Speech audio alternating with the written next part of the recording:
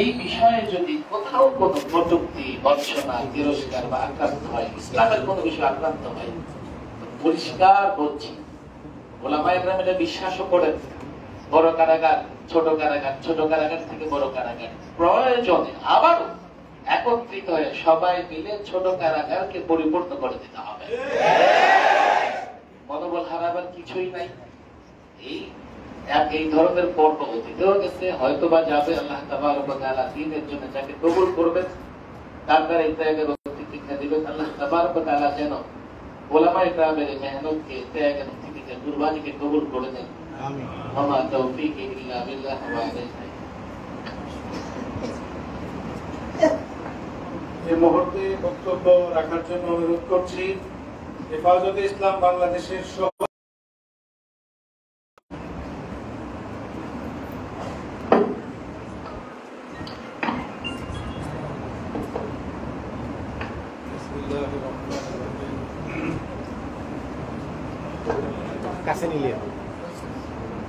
আজকের এই মহতী জলসার সম্মানিত দেশবরণ্য উলামায়ে কেরাম,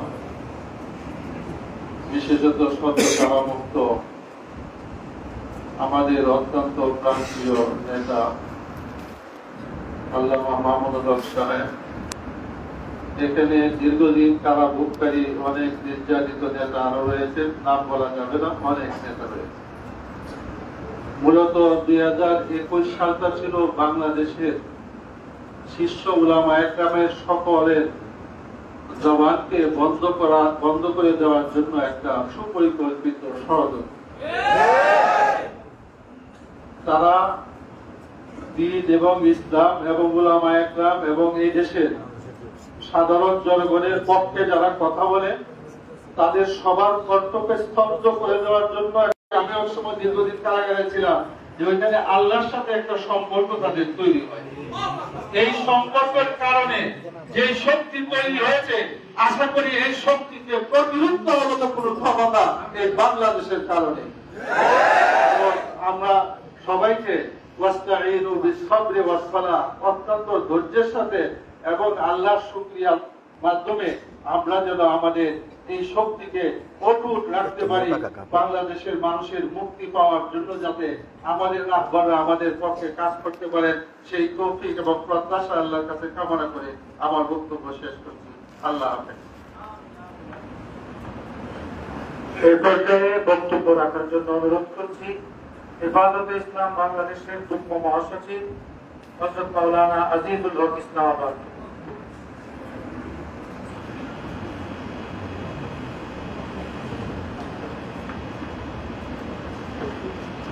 আসসালামু আলাইকুম ওয়া রাহমাতুল্লাহি ওয়া বারাকাতুহু।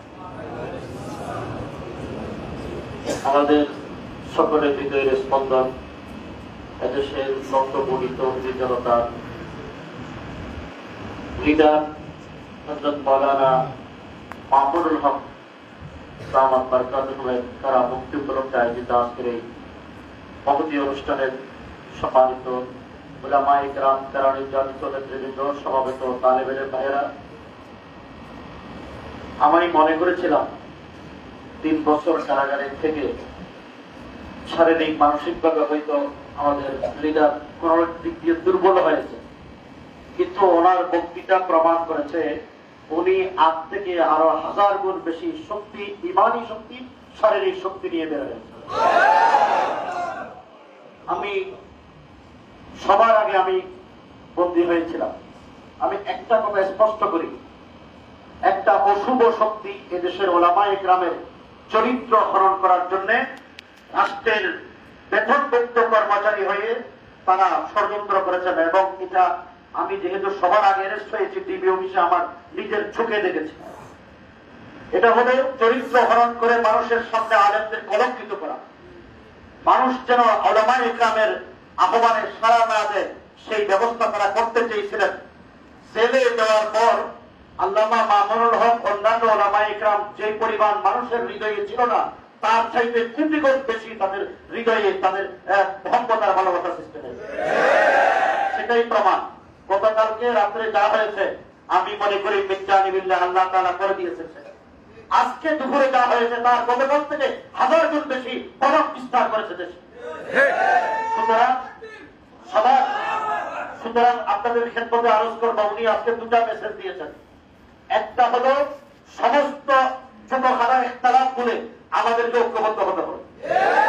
দ্বিতীয় নম্বর, উনি মেসেজ দিয়েছেন খেলাফত আলা মিনহাজিন নবুওয়া প্রতিষ্ঠার জন্য উনি ওনার জীবনকে উৎসর্গ করেছেন।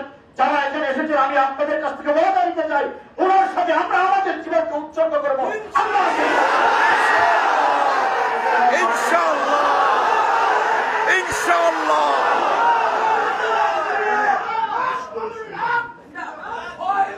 সম্মানিত ভাইরা, এই মুহূর্তে বক্তব্য রাখার জন্য অনুরোধ করছি বাংলাদেশ খেলাফত মজলিসের ভারপ্রাপ্ত মহাসচিব, হেফাজতের যুগ্ম মহাসচিব মাওলানা জালাল উদ্দিন আহমদ।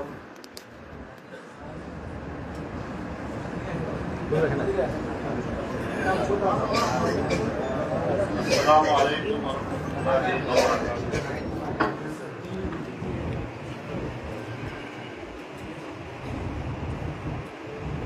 আলহামদুলিল্লাহ, বাংলাদেশ খেলাফত মজলিসের মোহতারাম মহাসচিব সারা বাংলাদেশের নয়, সারা বিশ্বের মুসলমান জনতার হৃদয়ের স্পন্দন এবং সবচেয়ে জনপ্রিয় ব্যক্তিত্ব ও নেতৃত্ব আমরা মামুনুল হক সাহেব আজকে কারাগার থেকে মুক্ত হয়েছেন।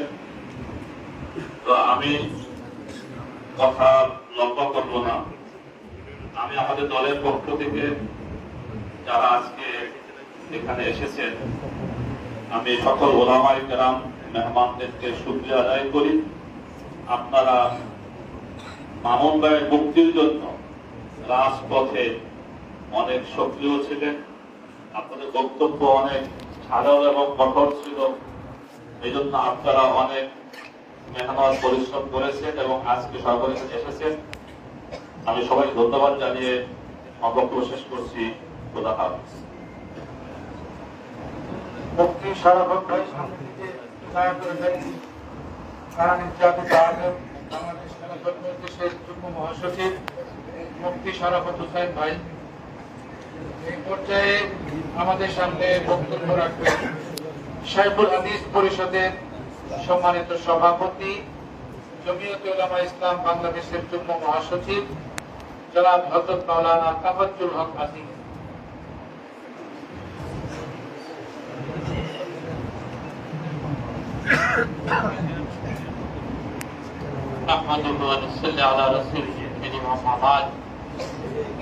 আজকে কারামুক্ত অনেকে আগে বলেছেন যে মুসলমানদের এবং ওলামায়ে কেরামের হৃদয়ের স্পন্দন। আমরা মনে করি এখানে যারা আসছেন অনেকেই কারারুদ্ধ ছিলেন। তো তারা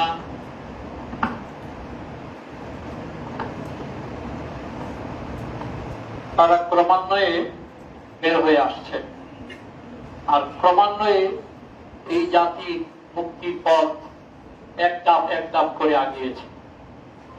কিন্তু এই কারারুদ্ধ উলামায়ে কেরামের শেষ শ্রীয়ের মাওলানা মামুনুল হক সাহেব, তো উনি যেহেতু সর্বশেষ কারামুক্ত হয়ে আসছেন, আর উনি আমাদের সকলের উলামায়ে কেরাম এবং তৌহিদি জনতার হৃদয়ের স্পন্দন। এই জন্য বাংলাদেশের এই বাংলাদেশ এবং দেশের জনগোষ্ঠী এবং আলেম ওলামা আজকে এই রাষ্ট্রীয় কারারুদ্ধ অবস্থা, রাষ্ট্রীয়ভাবে কারারুদ্ধ অবস্থায় যেখানে আছে, সেই কারারুদ্ধ অবস্থা থেকে মুক্ত করার জন্য চূড়ান্ত কর্মসূচি আমাদেরকে হাতে নিতে হবে। এবং এই চূড়ান্ত কর্মসূচি আমরা ধাপে ধাপে আগিয়েছি। আপনারা জানেন, বিগত 2 বছর আগে এই বাংলাদেশের প্রেক্ষাপট এমন ছিল যে কারারুদ্ধ মামুনুল হক সাহেবের মুক্তির দাবিটা পর্যন্ত সজোরে সরবে ময়দানে বলা যাচ্ছিল না। তখন আমরা শাইখুল হাদিস পরিষদের হযরত শাইখুল হাদিস রাহমাতুল্লাহ আলাইহি নসল এবং তার আদর্শে এবং তার মহব্বত যারা করেন সকলকে নিয়ে আল্লামা মাহফুজুর রহমান সাহেবকে সামনে রেখে আমরা 2 বছর আগে ময়দানে এই আওয়াজটা প্রথম তুলেছি। আলহামদুলিল্লাহ সুম্মা আলহামদুলিল্লাহ, আস্তে আস্তে আস্তে আস্তে আল্লাহ তাআলা সাহায্য করেছেন। সকল উলামায়ে কেরাম এবং সকল জনগোষ্ঠী এবং রাষ্ট্রীয় পরিস্থিতি আজকে এই পর্যায়ে এসেছে যে এখন জাতি চূড়ান্তভাবে এই রাষ্ট্রীয় জুলুম থেকে, এই রাষ্ট্রীয় কারা এখন উলামায়ে কেরামের কাছে আমাদের দাবি হলো যে এই জাতিকে চূড়ান্তভাবে মুক্ত করার জন্য আপনাদেরকে কর্মসূচি সুচিন্তিত ভাবে আপনাদেরকে মাঠে ময়দানে নামতে হবে। আমি সকলকে ধন্যবাদ জানাচ্ছি আমার শেখুল হাদিস পরিষদের পক্ষ থেকে এবং আমাদের সদ্য কারামুক্ত আমাদের নেতা শেখুল হাদিস ইবনে শেখুল হাদিস আল্লামা মামুনুল হক সাহেবকে আমরা অত্যন্ত হৃদয় থেকে সকলেই ভালোবাসি। আমরা আশা করব, প্রত্যাশা করব যে আমাদের সকল আলেম ওলামা এবং জনগোষ্ঠীর প্রত্যাশা সামনে রেখে তিনি আরো ভূমিকা পালন করবেন। শেষ কথাটা বলতে চাই, যেটা আমাদের আজিজুল হক ইসলাম আলী সাহেব বলছেন যে আপনারা জানেন যে সাহাবায়ে কেরাম ছিলেন হুম রুহবানুন বিল লাইল ফুরসানুন বিন নাহার, ফুরসানুন বিন নাহার। তো এই 3 বছর আল্লামা মামুনুল হক সাহেব ছিলেন রুহবানুন বিল লাইল। এই 3 বছরে আল্লাহর পক্ষ থেকে যত গায়বী এবং যত আধ্যাত্মিক শক্তি, ইমানি শক্তি সঞ্চিত হয়েছে, সেই শক্তিটাকে সঠিক পথে ব্যয় করার জন্য উলামায়ে কেরাম যারা আছেন আমি তাদেরকে বলবো যে আপনারা সঠিক ভূমিকা পালন করবেন। এই বলে আমার বক্তব্য আমি শেষ করছি।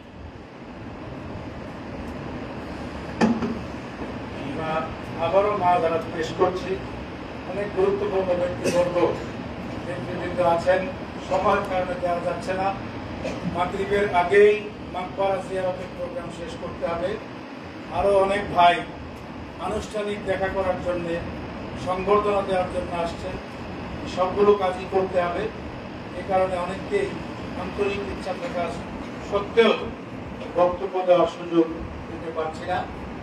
এই মুহূর্তে বক্তব্য রাখবেন হেফাজতে ইসলাম বাংলাদেশের সিনিয়র যুগ্ম মহাসচিব, জমিয়তে উলামা ইসলাম বাংলাদেশের সহ সভাপতি, খতিবে বাঙ্গাল হযরত মাওলানা জুনায়েদ আল হাবিব দামাত বারাকাতুহু।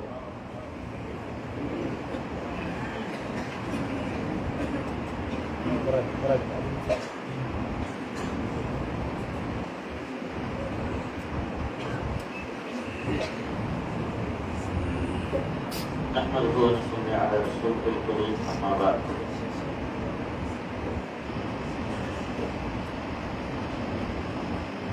بزرگان محترم حضرت علماء کرام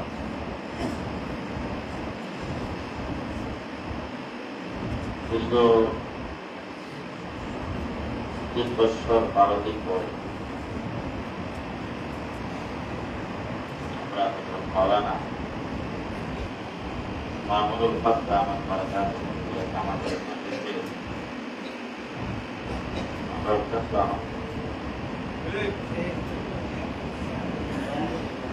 আনন্দ গতকাল থেকে এ পর্যন্ত যতটুকু সবাই মিলে প্রকাশ করেছি খুব কম, ঠিক সামান্য। এটার এখনো আমি মনে করি 4 ভাগের 1 ভাগও প্রকাশ করতে পারি।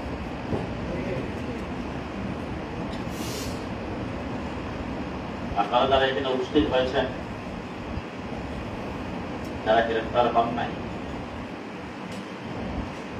তাদের জন্য পুরো দেশটাই জেলখানা আছে। আমরা জেলের ভিতরে ছিলাম, আপনারা বাইরে ছিলেন, শুধু এইটুকু পাচ্ছেন। দেশ থেকে ইসলাম, মুসলমান, হক ও হক্কানিয়তকে দেশ থেকে সমূলে শেষ করে দেওয়ার জন্য, দেশটাকে একটি সেকুলার এবং নাস্তিক মোরতাদপন্থী দেশে পরিণত করার জন্য একটি কুযুক্তি মহল দীর্ঘদিন যাবৎ চেষ্টা করে আসছেন। আমরা যারা অ্যারেস্ট হয়েছিলাম, ইমানতে আমাদের সাথে যে ব্যবহার করা হয়েছে, আমাদের সম্পর্কে এবং এদেশের আলেম ওলামা ইকরাম সম্পর্কে, এদেশের মাদারেসগুলি সম্পর্কে যেই ধরনের কুরুচিপূর্ণ ভাষা আমাদের সামনে প্রয়োগ করেছে, এইগুলি আমাদের মুখ থেকে আমরা উচ্চারণ করতে পারব। এর দ্বারা বোঝার বাকি নাই যে একটি মহল চাচ্ছে এই দেশ থেকে ইসলাম বিশেষ করে দেওয়া। আমার মনে হয় সেই মহলটি এই দেশ থেকে ইসলামকে যতই চেষ্টা করুক, এই দেশ থেকে ইসলামকে মোছা যাবে না, এবং এই দেশে ইসলাম থাকবে। এই থাকার নেতৃত্বের জন্যই মাওলানা মামুনুল হককে আল্লাহ পাক জেলের ভিতরে রেখে ওখান থেকে আল্লাহ পরিপূর্ণ নেতৃত্বের যোগ্য বানায় দিয়ে দিয়েছে। আমরা দীর্ঘদিন অপেক্ষায় ছিলাম, বিশেষ করে মাওলানা সাখাওয়াত হোসেন রাজি ছিলেন 16 নম্বর রুম, আমি ছিলাম 15 নম্বর রুম, 17 আর 16 নম্বর। 17 নম্বর রুমে ছিলেন সাখাওয়াত হোসেন রাজি, আর ছিলাম 16 নম্বর। মধ্যখানে 15 নম্বরের পরে 14 নম্বরে ছিলেন মাওলানা মামুনুল হক আর মাওলানা আতাউল্লাহ। জেল থেকে যখন বের হয়েছি, ওখানে পর্যন্ত সাথীর সঙ্গে অনেকের সঙ্গে আলোচনা করতেছিলাম। একে একে যখন এক এক করে যখন সবাই বের হয়ে গেল, মাওলানা মামুনুল হক আমাদের সঙ্গে যখন ছিলেন, তখন তো আমরা একসাথে ছিলাম। যেইভাবে আমাদেরকে জেলখানার ভিতরে রাখা হয়েছিল, জেলের ভিতরে জেল, আমাদেরকে রুম থেকে বের হতে দেওয়া হয়নি। শেষ পর্যন্ত দরজা খুলে দেওয়া হয়েছে, বারিন্দার বাইরে যাওয়া যাবে না। এই অবস্থায় উনি যখন একা হয়ে গেলেন, ওনার জীবনটা কেমন ভাবে যাচ্ছে। আল্লাহ তাবারক ওয়া তাআলা ওনাকে কবুল করেছেন। আমি মনে করি আমরা আমাদের বুজুর্গানে দ্বীন উলামায়ে কেরাম মুরব্বীরা দুনিয়া থেকে চলে গেছেন, আমাদের নেতৃত্বের স্থান শূন্য হয়ে গেছিল। মাওলানা মামুনুল হকের মাধ্যমে আল্লাহ পাক সেই নেতৃত্ব আবার সৃষ্টি করেছেন। এখন সময় এসেছে আমাদেরকে ঐক্যবদ্ধ হওয়া, সুচিন্তিত পরামর্শের মাধ্যমে আমরা যারা এখন আছি, আল্লাহ মামুনুল হক যেহেতু আমাদের মাঝে চলে এসেছে, আমরা সকলের এসে সুচিন্তিত পরামর্শের মাধ্যমে আমরা কারাগার থেকে মুক্ত হয়েছি। এই জাতিকে কারাগার থেকে মুক্ত করার জন্য আমাদেরকে আন্দোলনের মাঝে নামতে হবে। আল্লাহ তাবারক ওয়া তাআলা আমাদেরকে কবুল করুন। আমাদের এই হেফাজত ইসলাম বাংলাদেশের বর্তমান শিক্ষানীতি, হেফাজত গঠিত হয়েছে ইসলাম বিরোধী শিক্ষানীতির প্রতিবাদে। হেফাজত ইসলাম বাংলাদেশ আগামী 5ই মে ডিপ্লোমা ইঞ্জিনিয়ার্স ইনস্টিটিউটে জাতীয় সেমিনার আহ্বান করেছেন। আগামী রবিবার, আগামীকালের পরবর্তী দিন রবিবার সকাল 10টায়। আশা করি আপনারা সকলেই থাকবেন। সেই সেমিনারে ইসলামী শিক্ষার ব্যাপারে আলোচনা হবে। ইনশাআল্লাহ পরবর্তী আন্দোলনের কর্মসূচি ঘোষণা করা হবে। আল্লাহ আমাদেরকে তৌফিক দান করুন। এই পর্যায়ে বক্তব্য রাখার জন্য অনুরোধ করছি হেফাজতে ইসলাম বাংলাদেশের সহ সভাপতি, জমিয়ত উলামা ইসলাম বাংলাদেশের সহ সভাপতি, বাংলাদেশের প্রবীণ আলেমে দ্বীন হযরত মাওলানা আব্দুর রব ইউসুফ, হযরত মাওলানা আব্দুর রব ইউসুফী দামাত বারাকাতুহু।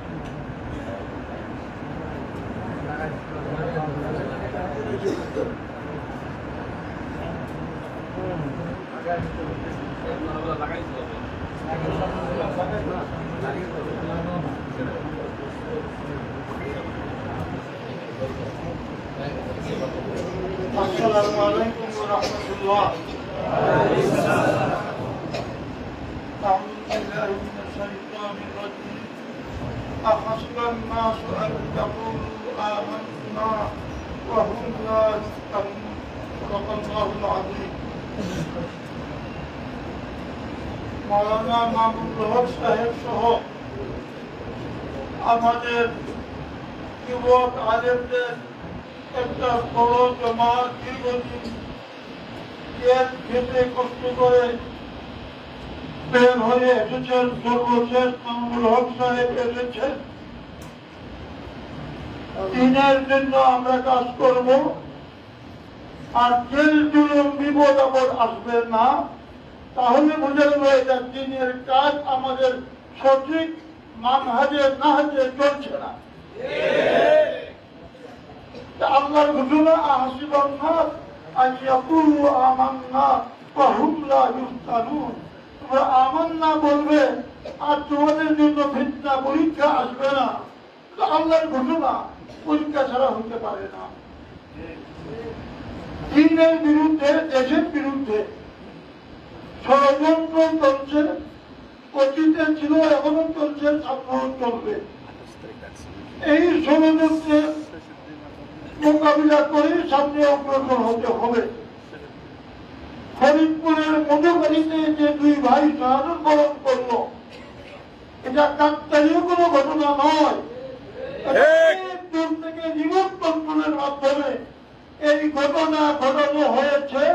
এইরকম ঘটনা অহরহ চলতে থাকবে। এর মোকাবিলায় আমাদেরকে ত্যাগ স্বীকার করার জন্য প্রস্তুতি নিতে হবে। রুমানি আজাদ মালিকে আফসাদে পর আকবর এলাহাবাদী বলেছেন, তাদের ভবিষ্যতে, তারা সুভবিষ্যৎ তাদের যুগের সামনে থাকবে, যার বাতিল যুগে সামনে সুদিন দেখতে পাবে। অতীতের দুঃখ কষ্ট তাকে দুর্বল করতে পারে না। কাজী টার্গেট করে দিয়েছেন, টার্গেট আমাদের খেলাফত। এই টার্গেট নিয়ে আমাদের আগাতে হবে। হ্যাঁ, আল্লাহ কাছে চাইবো, আল্লাহ তুমি আমাদেরকে বিপদ আপদের সম্মুখীন করো না, তুমি আমাদেরকে সাহায্য করো। বিপদ আসলে আমাদেরকে সেই বিপদের জন্য প্রস্তুতি নিতে হবে। সরকার শেষ পর্যন্ত একটা খেলা দেখে নিল। গতকাল মামুনুল হককে ছুটি না দিয়ে, বিদায় না দিয়ে তারা বুঝতে পেরেছে যে মামুনুল হককে আটকিয়ে রাখা যাবে না। আটকে রাখতে পারে নাই, অন্যজনকে আটকে রাখতে পারে নাই, মামুনুল হক সাহেবকে আটকে রাখতে পারে নাই। সেই জেলের তারা ভেঙেই এসেছে। তোমরা দয়া করে ছেড়ে দেওয়া নাই। এদেশে ইসলামী হুকুমত কায়েম হবে, খেলাফত কায়েম হবে। শেখুল হাদিস ইবনে শেখুল হাদিস জামিয়া রহমানিয়া আজিজিয়ার সম্মানিত মুহতামিম, এদেশের লক্ষ কোটি ইসলামী জনতার আস্থাভাজন রাহবর শেখুল হাদিস হযরত মাওলানা মাহফুজুল হক হাফিজাহুল্লাহ।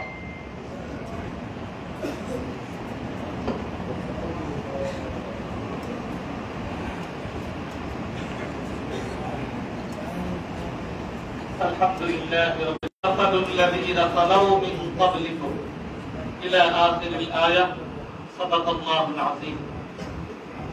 الحمد لله.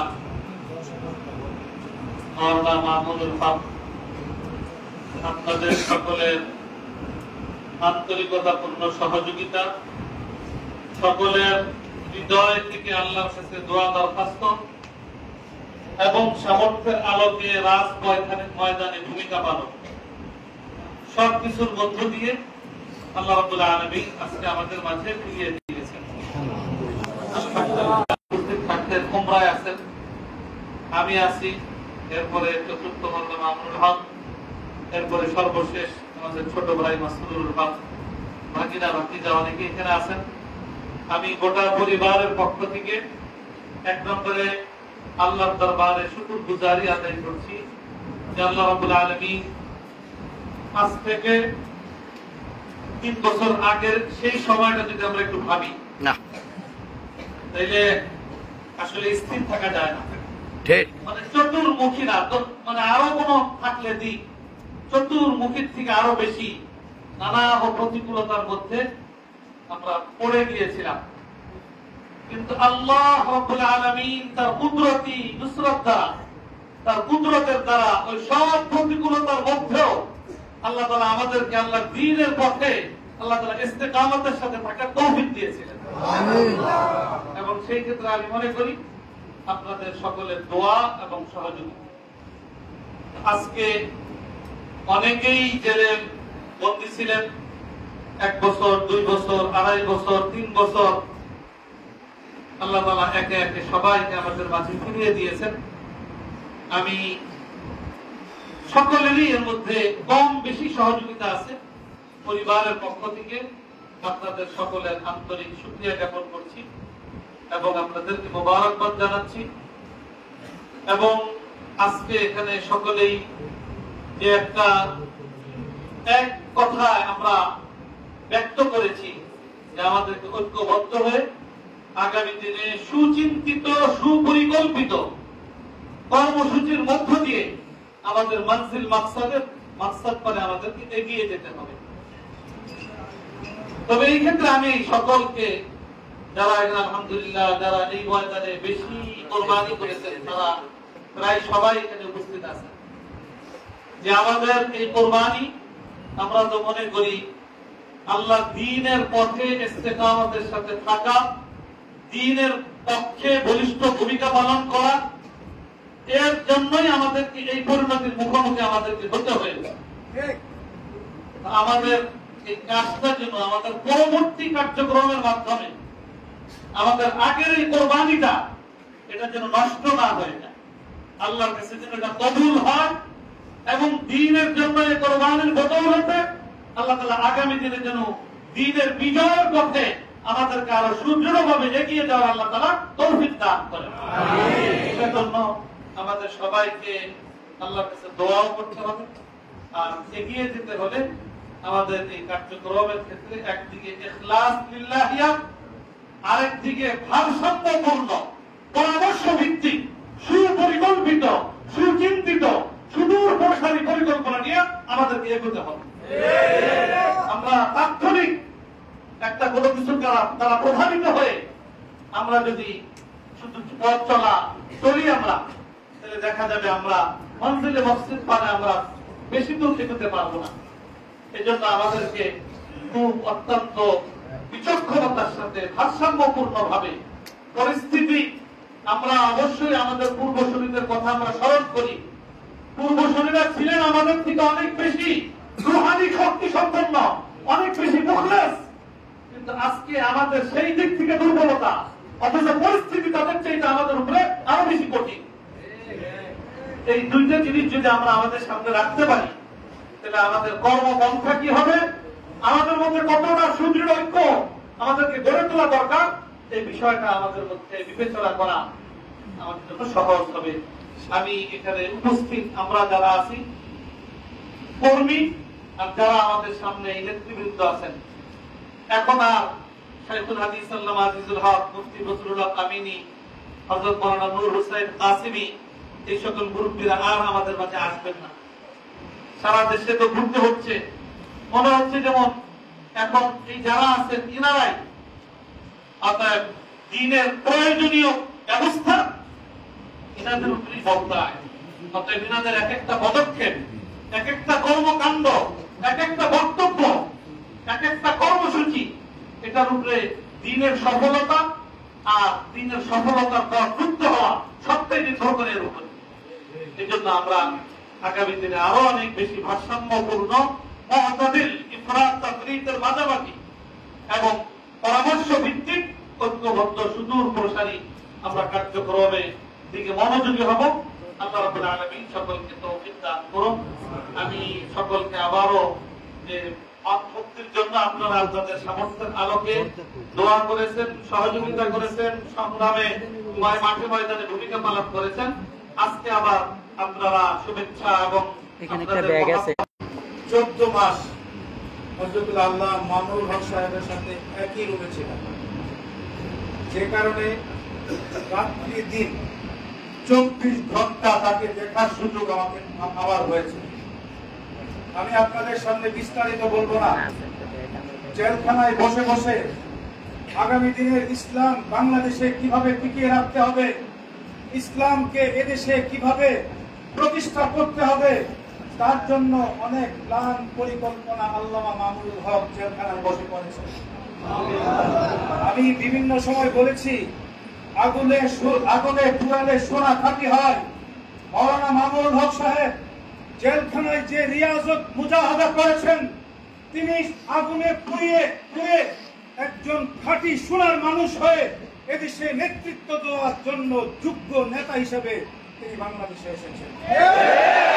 আমাদের দায়িত্ব হলো তার হাতকে শক্তিশালী করা, তার হাতকে শক্তিশালী করা হলো আমাদের দায়িত্ব। আমরা যদি মজবুত ভাবে সুদৃঢ় ভাবে থাকতে পারি, আমি বিশ্বাস করি ক্ষমতার পালাবদলে আমরা বিশ্বাস করি না। আমাদের একটাই টার্গেট, বাংলা জমিনে খেলাফত আলা মিনহাজিন নবুওয়া প্রতিষ্ঠা করা।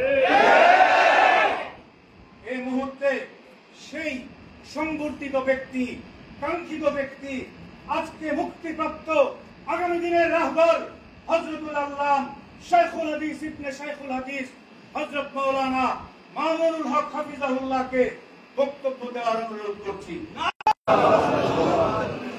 الله تعالى ونصلي على رسوله الكريم أما بعد أعوذ بالله من الشيطان الرجيم بسم الله الرحمن الرحيم قال يا أبت هذا تأويل رؤياي من قبل قد جعلها ربي حقا وقد أحسن بي إذ أخرجني من السجن صدق الله العظيم। কথা আসলে আমি এই মুহূর্তে যত কম বলবো আমার মুহিব্বিন এবং যারা আমার এই দীর্ঘ 3 বছরের যারা যন্ত্রণা, যারা ভোগ, এই দুঃখ দুর্দশার যাতাকল থেকে মুক্ত করার জন্য অহর্নিশ ছুটেছেন, তারা তাদের সাধ্যের সবটুকু ব্যয় করে যে আজকে জামিন হওয়ার কথা। মাহমুদ সাহেবের মতো মানুষ একজনের বাড়িতে গিয়ে ঘন্টার পর ঘন্টা দাঁড়ায় কাছে দেখা করার সুযোগ পায় না। এই কথাগুলো যখন শুনতাম হৃদয়টা জমে বুঝতে যেত গোটা আলেম সমাজকে কতটা মানে প্রতিপন্ন যে করা হয়েছে বা আল্লাহ রাব্বুল আলামিনের কাছে আমি এর বিচার করি, আর কারো কাছে না। ইন্নামা আশকুরুকি ওয়া হুজনি ইলাল্লাহ। কথা তো আপনাদের বলি, আগেও যে বলেছি, হয়তো বলার মধ্যে অনেক ত্রুটি ছিল, বলার আন্দাজ, বলার ঢং আমাদের ভুল, কিন্তু একটা কথা কখনো বলছি এবং এই 3 বছর কারা ভোগ করার মধ্যে থেকে অনুভব করেছে এবং আজকেও বলছি আসলে সব কথা আমরা সবসময় খুব সুখে বলি না, আমাদের যে খুব বলতে মনে চায় সেজন্য বলি না, সেজন্য বলি বলতে মনে চায়, বলতে সুখ লাগে, আনন্দ লাগে, এই জন্যই সব কথা বলি না। আমি বুঝতেছি সে ব্যাপারে আমার আছে। তবে একটা কথা কি, অনেক সময় মনে হয় এরকম, যখন ইসলাম, আল্লাহ, আল্লাহ রসুল এবং আলেম ওলামাদের সঙ্গে তাচ্ছিল্যপূর্ণ আচরণগুলো যখন দেখি, তখন নিজের পরিণামের কথা আর ভাবতে ভালো লাগে না, নিজের কি হবে সেটা ভাবতে আর ভালো লাগে না, সেটা বলে ফেলি। জানি না আগামীতে আমি কতদিন এভাবে নীরব থাকতে পারবো, আমি জানি না, আমি বলতে পারি না। যদি এভাবেই আমাদের আলেম ওলামাদের সাথে আচরণ করা হয়, আমাকে কোরবানি করে দেন বা কোরবানি করেছেন, কি করবেন, কি করবেন, কতটুকু করবেন আমি জানি না। তবে মনে রাখবেন, ওলামায়ে কেরামের সম্মান, মর্যাদা, ইসলাম এবং আলেম, ইসলামপন্থী, ইসলামের ধারক বাহক যারা এদেশে যারা ইসলামকে ভালোবাসে, তাদেরকে নিয়ে ছিনিমিনি খেলা হবে, আর এভাবেই আমরা নীরবতা পালন করে যাব, এটা ইনশাআল্লাহ হবে। একটা জিনিস কি মনে রাখবেন, যে কিছু মানুষকে আল্লাহ পাক রব্বুল আলামিন সর্বযোগী তৈরি করেন যে তারা কিছুটা ঝুঁকি নিয়ে সামনে অগ্রসর হয়। সমস্যাটা যেখানে হয়, এই কারণটায় আমাদের কিছু মানুষের জন্য এবারের কষ্টটা, নির্যাতনটা একটু বেশি মাত্রায়, বেশি চাপ আমাদের উপর প্রয়োগ করেছে। যে জিনিসটা সেটা আমি বলে শেষ করতেছি। অনেক সময় আমাদের মধ্যে পর্যালোচনা হতো কারাগারে যে আমরা এই কয়েকজন আমাদেরকে কি পাইল, আমাদের যে কত বড় বড় হুজুররা আছে বাংলাদেশে, কিন্তু আমাদেরকে এরকম কত গরু গাবতলিতে আনে বিভিন্ন জায়গা থেকে, এরপরে গাবতলিতে নামায়, তারপরে বাকি ভর্তি করে হাটায় নিয়ে যায়। 10টা-12টা গরু একসাথে বাঁধতে থাকে। এই 10টা-12টা গরু যখন একসাথে বাঁধতে থাকে, রাস্তায় দেখবেন যে ওই রাখাল তো থাকে 1-2 জন পিছনে, লাঠিতে পিটিতে থাকে, সবগুলো হাঁকাইতে থাকে। হঠাৎ রাস্তার মধ্যখানে গিয়ে ওই পালের মধ্যখানে কয়েকটা গরু বসে পড়ে। এখন 6টার মধ্যে 3টা বসে পড়ছে, রাস্তার মধ্যে বসে পড়ছে ক্লান্ত হয়ে, আর বাকি 3টা তো হিম্মত করতেছে এখনো যাওয়া। কিন্তু যখন 3টা বসে পড়ে, বাকি 3টার উপর যে কি প্রেশার যায়, ওই 3টা তখন বুঝতে পারে। 6টায় যদি দাঁড়ায় থাকতো, ধীরে ধীরে চলতো, তাহলে বাকি 3টাকে এই পরিমাণ চাপ তাদেরকে ভোগ করতে হতো না।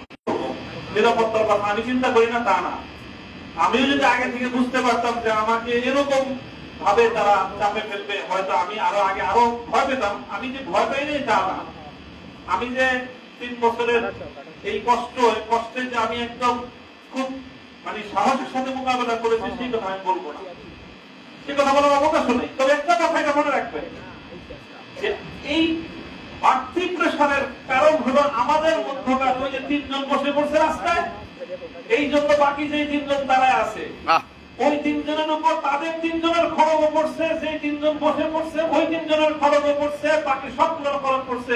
যে ওরা সব বসে পড়ছে, তুই দাঁড়াইছিস কেন?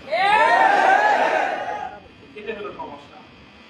যারা অন্তত আগামী দিনে যে কোনো ভাবে জাতীয় নেতৃত্বের সামনের সারিতে আসবেন, যেভাবেই আসেন, নেতৃত্বের সারিতে আসার অর্থ এটা নয় যে আপনি হেফাজতে ইসলামের আমির হইতে হবে, মহাসচিব হইতে হবে, তা না, অথবা আপনাকে কোন সংগঠনের আমির মহাসচিব হইতে হবে, তাও না। যারা যেভাবে নেতৃত্বের সামনের আসনে চলে আসবেন, বিভিন্ন বিভাগীয় পর্যায়ে, জাতীয় পর্যায়ে, আপনাদেরকে এই কথাটা মনে রাখতে হবে যে আপনার দুর্বলতা শুধু আপনাকে নিরাপদ করে তা নয়, বরং আপনার দুর্বলতা আরো 3 জনের জন্য বাড়তি ঝুঁকি তৈরি করে। কথাগুলো ওলামায়ে কেরাম আমি বলতেছি এখানে, সবাই গভীরভাবে অনুভব করবো ইনশাআল্লাহ। আল্লাহ পাক রব্বুল আলামিন আমাদেরকে হিম্মত দান করেন, তৌফিক দান করেন। এবং কথাটা আসলে ওইটাই চূড়ান্ত। 3 বছর চলে গেছে কারাগারে, কারাগার থেকে মুক্ত হওয়ার পরে আপনাদের এই ভালোবাসা, এই যে উচ্ছ্বাস মানুষের, এটাতে আমি খুব বেশি আপ্লুত তা না। তবে আমার কাছে মনে হয়েছে বারবার যে দুনিয়ার এই 3 বছরের কারামুক্তির পর এই উচ্ছ্বাসটা কতটা আনন্দের। তো সত্যিকার আনন্দ তখন হবে যখন কবর, হাসর, ফুলসিরাত পার হয়ে জান্নাতে গিয়ে প্রকৃত মুক্তির স্বাদ যেদিন আস্বাদন করতে পারবো, সেদিনই হবে আসলে প্রকৃত মুক্তি। যদি আমি সেই মুক্তির কোন পথ ব্যবস্থা না হলো, আপনাদের এই অভিনন্দন, আপনাদের এই সংবর্ধনা, আপনাদের এই উচ্ছ্বাস 2 পয়সার কোন মূল্য রাখে না। যে সকলেই যেন আমরা সেই চূড়ান্ত মুক্তির পথে সামনের দিকে অগ্রসর হতে পারি, এবং যারা সত্যের পথে চলে তাদের হাতকে শক্তিশালী করার জন্য, তাদেরকে সাহায্য করার জন্য, তাদের উপর ঝুঁকি তৈরি হলে সেই সময় নিজে যেন বাড়তি ঝুঁকির কারণ না হয়, বরং সেই সময়ে তাদের সহযোগিতা করার জন্য পাশে দাঁড়ানো উচিত। তাহলে পরিস্থিতিটা অনেকটাই সহজ হয়, অনেকটা সহজ হয়। আপনি 10 জন দাঁড়ায় আছেন, লাঠি নিয়ে আসলে পিটানোর জন্য 6 জন দৌড় দিছে, এবার বাকি 4 জনের উপর দিয়ে কি অবস্থা যায় এটা বুঝতে পারেন? যে লোক লাঠি নিয়ে আসছে, যখন আপনি লাঠি থেকে 3 জন দৌড়তেছে, 6 জন দৌড়তেছে, তখন তার মধ্যে শক্তি সাহস অনেক বেড়ে যায়। তখন আপনি বাকি যে 4 জন দাঁড়ায় আছে ওদের অবস্থা তো যায় কিয়ামত ওদের উপর দিয়ে। আপনারা যে বাকি 6 জন ধরতেছেন, আপনারা শুধু নিজের নিরাপত্তার কথা চিন্তা করলেন, যারে মাঠে একা ফেলে গেলেন তার পরিস্থিতিটা কি হবে সেটাকে একবার ভেবেছেন? যারা নেতৃত্বের আসনে আছেন, ধারে কাছে আছেন, সবাই আগে এই কথাটা চিন্তা করে যদি মনে করেন যে হ্যাঁ আপনার মধ্যে আপনি সেই দুর্বলতাই খুঁজে পান, 6 জন সাথীকে ময়দানে একা ফেলে বাকি 6 জন আপনারা পালায় যাবেন, তাহলে দোহাই লাগে আগে আপনি নেতৃত্বের আসন থেকে দূরে সরে যান।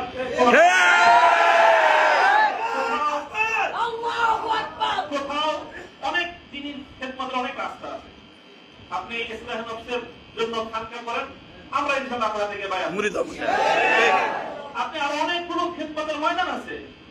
আপনি যখনই নেতৃত্বের কোন একটা জায়গায় থাকবেন তখন আপনাকে মনে রাখতে হবে যে আপনি হয় বাতিলের মোকাবেলা করবেন, আর না হয় আপনি আপনার সাথীর জন্য আরো বড় কষ্টের কারণ হয়ে যাবে। কোনটা আমি হব আপনি হব সেটা আমাদের বিবেচনা করা উচিত। আল্লাহ পাক রব্বুল আলামিন আমাদেরকে তৌফিক দান করেন। যারা সাথীরা আমরা ছিলাম একসাথে কারাগারে, কারাগারে থাকার মধ্য দিয়েও আমাদের মধ্যে এক ধরনের আত্মবন্ধন তৈরি হয়েছে। আমরা আশা করি, আমি ব্যক্তিগতভাবে বিশ্বাস করি যে আমাদের এই বন্ধনটা আগামী দিনে ইনশাআল্লাহ ইসলামী নেতৃত্বের অঙ্গনে একটা সংহত মজবুত ইসলামী নেতৃত্ব উপহার দিবে। সেই কাজটুকু করতে পারি, আমাদের সকলের জন্য দোয়া করবেন যেন আমাদের মধ্যে সেই রকম একটা বোঝাপড়া, সেরকম বন্ধন, সেরকম আত্মত্যাগ, সেরকম ঈসার অন্যের নিরাপত্তাকে নিজের নিরাপত্তার উপর প্রাধান্য দিতে পারা।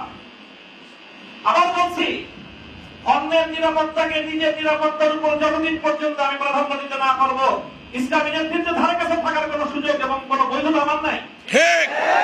আল্লাহ পাক রব্বুল আলামিন আমাদের সকলকে নেতৃত্বের সেই গুণ এবং সেই যোগ্যতা দান করুন, এবং সেভাবেই যেন আমরা আগামী দিনে ইসলামী অঙ্গনের জন্য একটা নেতৃত্ব তৈরি করে পরিস্থিতি, আমার আগে বলেছেন বলেছেন যে আমাদের পূর্বসূরীরা যেই পর্যায়ে নেতৃত্ব ছিলেন, অথচ পরিস্থিতি বর্তমানের চেয়ে আরো সহজ ছিল।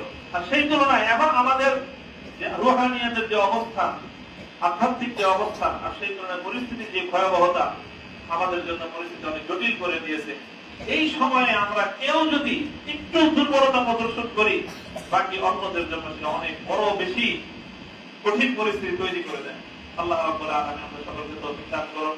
যারা এই প্রচন্ড গরমের মধ্যে আজকে সারাদিন, কালকে সারা রাত আমার মুক্তির জন্য এবং আমার মুক্তির পরবর্তী এই আনন্দের মধ্যে আপনারা যারা অংশগ্রহণ করেছেন, আমাকে উৎসাহিত করেছেন, আমার সহকর্মী এবং আমরা যারা কারারুদ্ধ ছিলাম একসঙ্গে, আমাদের কারা সহযোগীদের আপনারা উদ্বুদ্ধ করেছেন। আল্লাহ পাক রব্বুল আলামিন আমাদের সকলকে দান করুন। আগামী দিনের জন্য হক এবং হাক্কানিয়াতের পথে থাকতে পারি, আল্লাহ সন্তুষ্টির পথে রিয়া এবং কিবির মুক্ত আমল যেন করতে পারি, সে তৌফিক আল্লাহ দান করুন। আখিরু দাওয়ানা আলহামদুলিল্লাহি রাব্বিল আলামিন।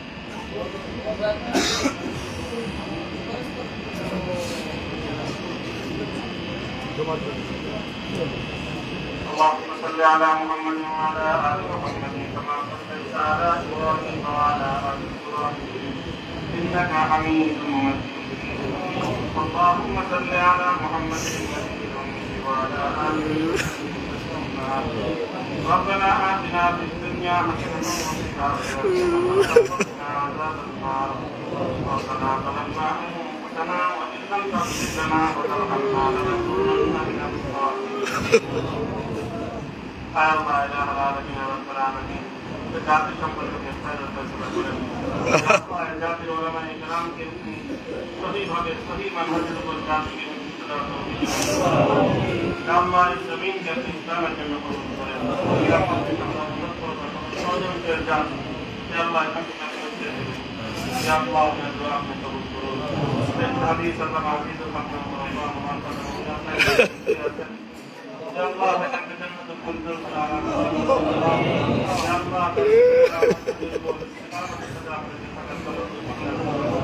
আমাদের আগামী এবং আসলাম আল্লাহ তাদের সকলকে আপনি জান্নাতুল ফেরদাউস নসিব করুন, উত্তম বিনিময় নসিব করুন। তাদের বাঁচানোর পথে, তাদের শেখানো পথে, তাদের রেখে যাওয়া আমানত নিয়ে আমাদের নিকটবর্তী তৌফিক দান করুন। আল্লাহ আমাদের সন্তানদেরকে, আল্লাহ আমাদের পরবর্তী প্রজন্মকে আল্লাহ ইসলামের জন্য মুখলিস হিসেবে, আল্লাহ ইসলামের জন্য ত্যাগ এবং কোরবানিকারী হিসেবে। আল্লাহু তাআলা আলা أجمعين سبحان ربك رب العزة عما يصفون وسلام على المرسلين والحمد لله رب العالمين মাতৃদের সময় প্রায় হয়ে গেছে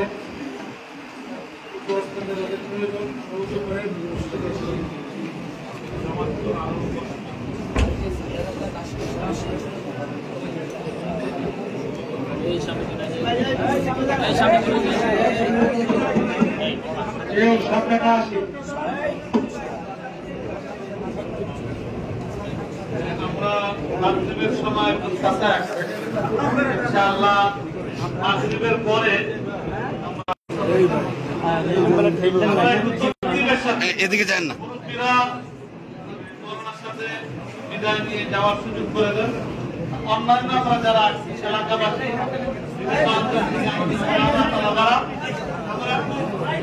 তকদিমের সাথে এই জায়গা এই জায়গা